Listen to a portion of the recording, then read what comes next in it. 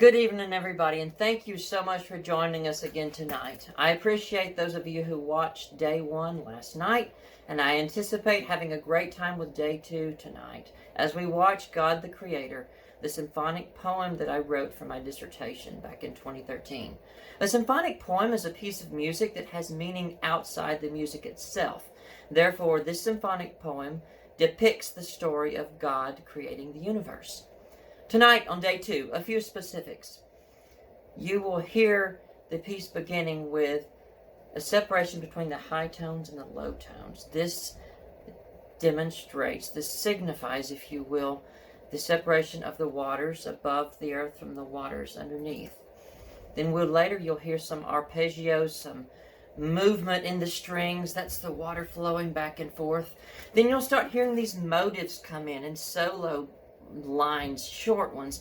This is just a small scale of the fluidity of motion that happens in water and in sky. And then you'll hear that on a large scale with more unity in the orchestra itself. And then we get into this flowing melody, sweeping lines using the whole orchestra, all sections.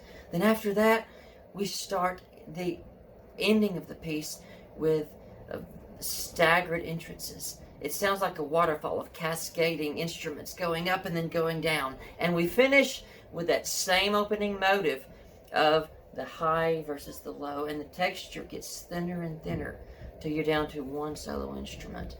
And then you hear the chimes, 2 chimes, showing the end of day 2. So one thing I forgot to mention, at the end of each movement, go back and listen to day 1. At the end of each movement, there's the number of chime hits corresponding to that day of creation. Thanks again, and I hope you enjoy. God said, "Let there be an expanse in the midst of the waters, and let it separate the waters from the waters."